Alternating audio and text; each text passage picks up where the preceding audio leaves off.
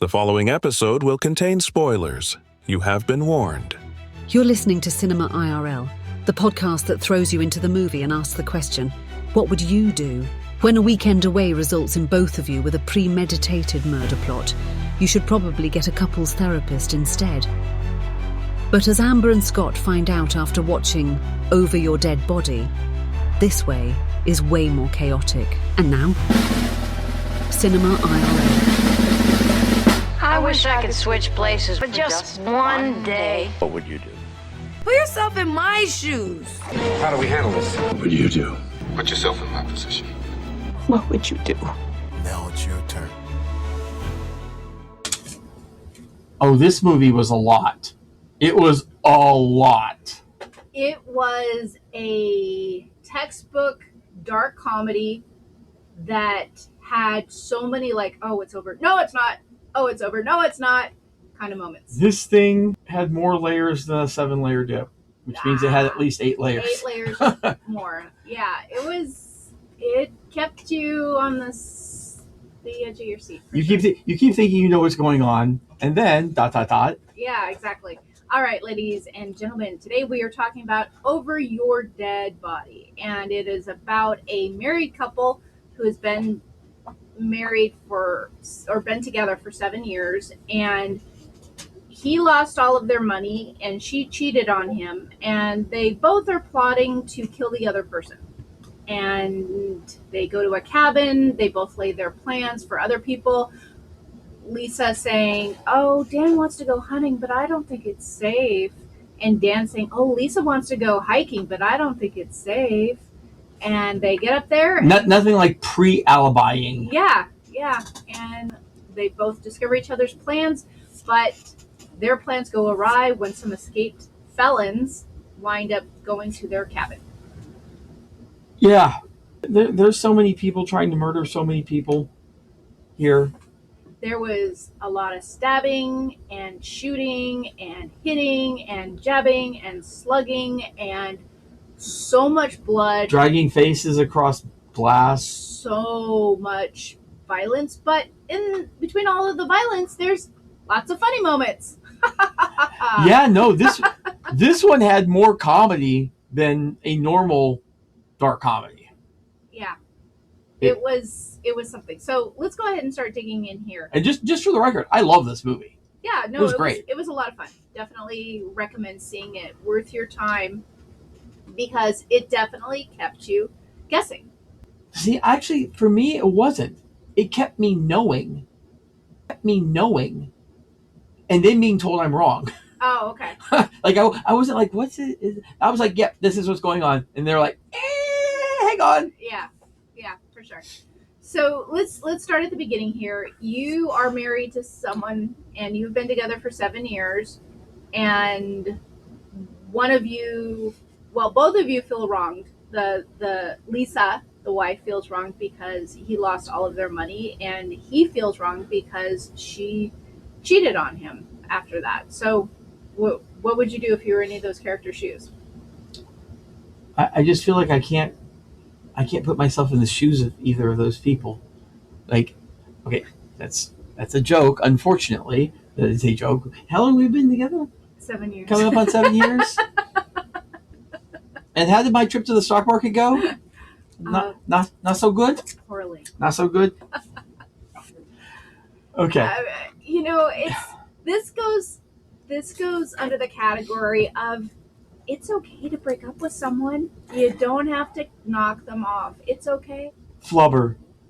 And they did this for $100,000 policy? But here's the point, is that's what you think. But it turns out Dan has enlisted the help of a friend and saying, oh, Lisa has a $100,000 policy. I'll split it with you. If you come, I kill her, and you come and you chop her up. And you get half of it. But it turns out Dan's a little liar in addition to losing all of the money. And it's actually $1 million policy. And Lisa is the one to disclose this to the friend. And obviously he's not happy about it. Yeah, and then it starts to be a bidding war. Yeah. Like, I'll give you half. I'll give you $750. I'll give you the whole thing. We can go out on the boat. Yeah, they are very determined to kill the other person, even after they realize they both have the same idea. They've set up their alibis. Dan's friend now is a problem because he realizes that while helping Dan, he was actually getting screwed, thinking he was a friend and a buddy and helping him out with the chopping up of Dan's wife. And just that is yet another body that ends up getting shot in this scenario. But back to the initial question, what you feel wronged? Yes, well, I'm actually going to go back one other thing first. Okay. Because I think I remember like whispering to you in the movie at some point, I know what the first thing I'm going to bitch about is. Oh, yeah. What's that? So I don't know how many of you guys out there are Scrabble players. Oh, gosh. He makes a triple word score. This has nothing to do with the general thing of the film, but go ahead. He makes... Now, I don't actually know for sure what that word means, but I guess they're saying it was. And he scored 28 points. Is that not really how many points it should? A Z is worth 10 points. X? Is the X the same amount of points? We didn't see it spelled, we just heard it pronounced. Oh, see, either way. Okay, so an X would have been worth by itself 8. And 2 other letters, even if they're ones. Oh, Zek. I mean, the C's worth at least, I think it's 3 or 4. So either of it's an X, it's still more. Plus, 28 isn't evenly divisible by 3. So, this, knowing you and having you in this podcast, brings to mind 2 things. Either the film A Beautiful Mind or the film Rain Man, of some small little part of the film, but yet you know what's accurate and what's inaccurate. Yeah, sometimes I feel like for me it's more Dumb and Dumber. Yeah, yes. So. But you do notice these things. Yes. I mean, it's better for me to correct them. Then what? I don't know. Correct you? Correct other people. I let my autism flag fly. Yeah, it should be a lot more. Come on, guys. Anyway, back to Dan and Lisa. And so they both realize, well, they're both going to kill each other. And what's the guy's name? Dan? No, the friend? Henry? Henry or Frank or something like that. I think it was Henry. He's Henry now. If he wasn't Henry before, he's Henry. Yeah. This is not the time for new information. Like, you kind of are like in a really weird spot here because it certainly doesn't do you any good to kill them both. Yeah, and at that point, Dan is upset now because his wife Lisa has disclosed it's actually $1 million policy, and the friend is getting really upset. And Dan, to try to shut up Lisa and from disclosing this information, initially puts a plastic bag over her head, tries to kill her, and at that point, the friend points a gun at Dan and says, "Take the bag off and finish." Yeah. And this guy isn't just a friend. He's also an ex-con. He's had his own issues, and he really wants to be friends with Dan. So there's another level of betrayal because he was helping with the chopping up of Lisa because he wanted to spend more time with Dan as his friend. Yeah, he wants to hang out more. Yeah. So, and he wants that in writing. Yeah. And to realize you've been lied to by someone you're trying to be besties with is another blow. Eventually moving on, Dan and Lisa are both fighting over a shotgun. When they're trying to kill each other. Yeah. Yeah. And they kill Henry. Bye-bye. Bye-bye. Henry's dead. So now it's real. Like, you have now...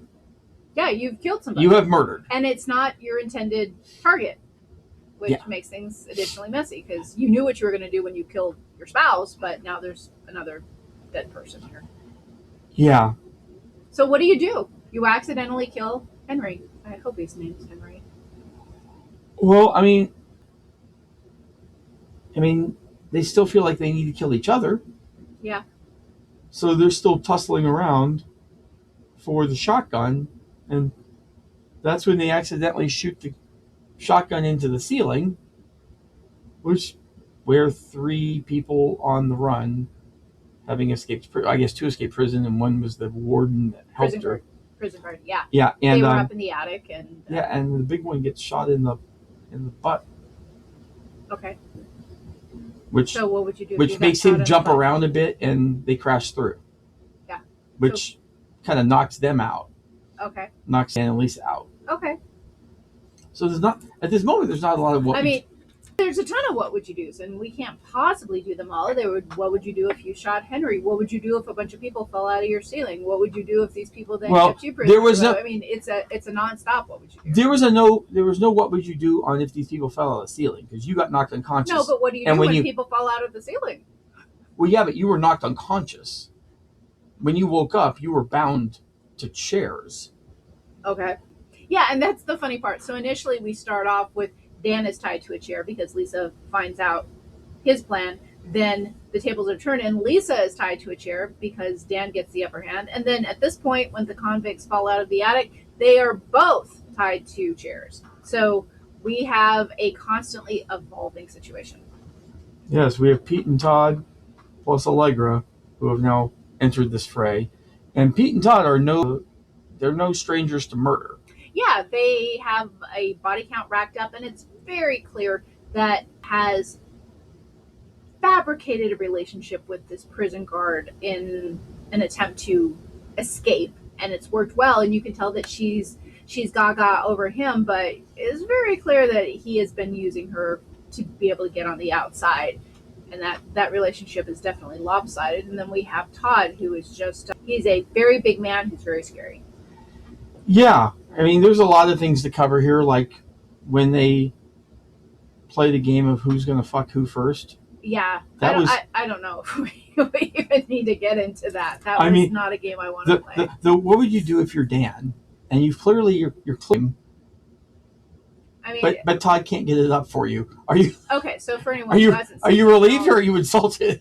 Yeah, for anyone who hasn't seen the film, this is just a messed up prison game that Allegra, when she was a prison guard and they got bored, they used to make the prisoners play. And it ends with one of the two men prisoners getting raped.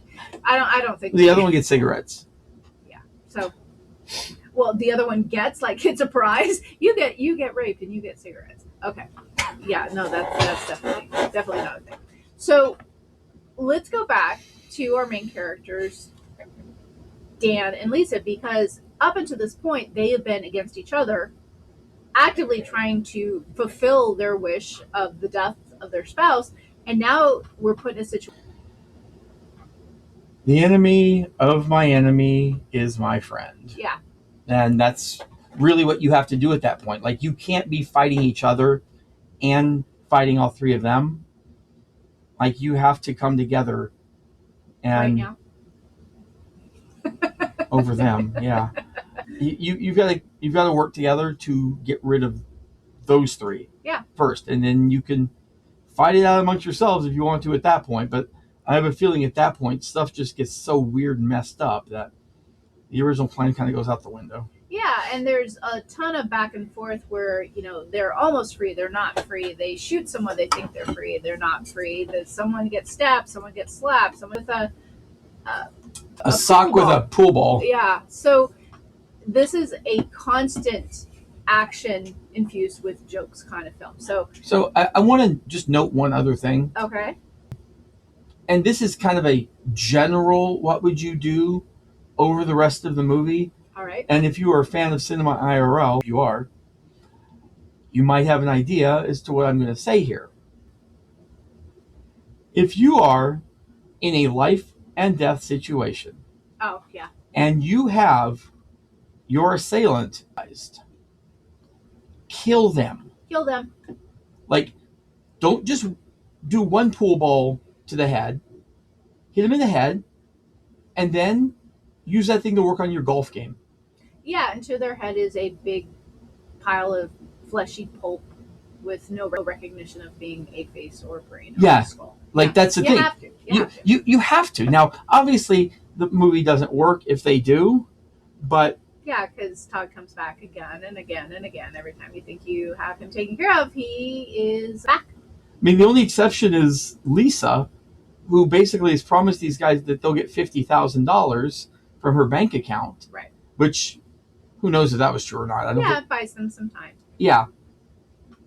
So, I mean, I guess she was smart on that one. Though it took Dan having a shotgun pressed up against his head pretty closely before she pulled that one out. Yeah. I'm sure most of us aren't going to think really clearly and quickly in a situation where that intense kind of experience is happening. I mean, it would be nice to think, oh yeah, we got it covered, but in those moments where you think you're going to die or someone with you is going to die, I'm sure you're not thinking too fast. Yeah, I mean, me, I'm seeing red. That's but like again, the blood that was all over. Yeah, if I got someone down, they're dying. Unless somebody's stopping me from killing them, they're going to die. If nothing else, if they're laying on the ground, I'm going to take my head and I'm just going to smash their head in until it's just like a literal broken skull. And in that situation, it really is a life or death situation. They are trying to take you out. So at that point, you have been accosted, you have been kidnapped, you have been restrained. It's an okay story to be able to tell the cops. Now, obviously, you're probably not going to tell them we both came up here to kill each other. Yeah, get your story. Kill each other. Yeah, get your story straight on that one. Yeah, but when it comes to escaped convicts, I think who are murderers, I think people are willing to give you the benefit of the doubt that you were in danger, and they were. Oh yeah, no, they were very, very much in danger, and side things, like the dad whose house they were at, Dan's dad, gets called by a neighbor, a very mouthy neighbor. He talked a lot before saying there's a window thrown out, and before he assails Kevin and drives his car over there. And okay, so for folks listening who haven't seen it, basically Dan has a complicated relationship with his father, who doesn't really care for him much, and the cabin that they have gone to murder each other at happens to be Dan's dad. So once Dan is notified that there's something happening at the house, some abnormality, he comes in, he gets involved, he takes a couple shots. He runs down Pete, but apparently not enough. And he does shoot off the top of Todd's head, but unfortunately, the dad's demise is cemented when his head is shoved into a lawnmower. Oh, it wasn't even his head so much; it was his chest. Yeah. Oh, yeah. His chest. Like he got filleted. Yeah. They were looking to do Dan's head. Yeah. Yeah. Dan lost a couple fingers that way. So it's funny. This film is incredibly violent. Like other things that we're talking about, it sounds like a slasher film, and that's the strange part of where this movie lands. Is it almost sounds like a movie like In a Violent Nature, where there's like all of these excessive, constant, violent things happening, but then they drop in a joke. Yes. So disclaimer here: In a Violent Nature, when it came out, we went and saw it. And if you want to go back in our archives to find the episode we did over it, you won't, because we didn't. Because that movie is just like humanity is worse off because it exists. Yeah. And then they show a preview for In a Violent Nature too beforehand. Yeah. They. I was like, that trailer. How are they doing? I don't know. You got to be some really. Yeah, it was. We rarely pass on a film, and this one we just thought, if we talk about that, we are actually contributing to the deterioration of society. It was such a horribly just violent film for no good reason, no storyline. Yeah, there was no great storyline. People and causing pain and murder for no payoff, no plot line, and no joking in that one. Yeah, society is actually worse for films like but that. A lot of people in this movie did die in similar type nature.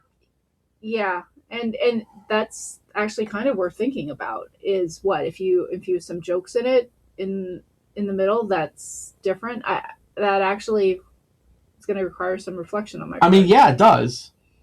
It actually does make it different because there's a storyline behind it. There's a reason. Yeah, why... I mean, there was a storyline here, and even with horror movies. I mean, I love horror movies, and there are some terribly gruesome deaths in horror movies. So maybe, and I certainly don't want to talk about that other film too much because it was terrible. But this film did do a really good job of balancing the dark with breaks, so it just didn't feel like violence for violence sakes. But it is far more violent than I expected it to be. I just thought it was more comedic, and I did not expect water.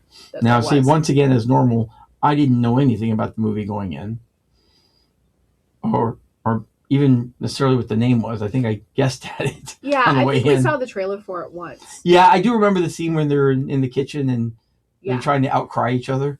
Yeah, trying to fake upset over the other person dying. Yeah, Trying to see that was who's better at it. hilarious. Yeah. That was hilarious. See, that's the thing.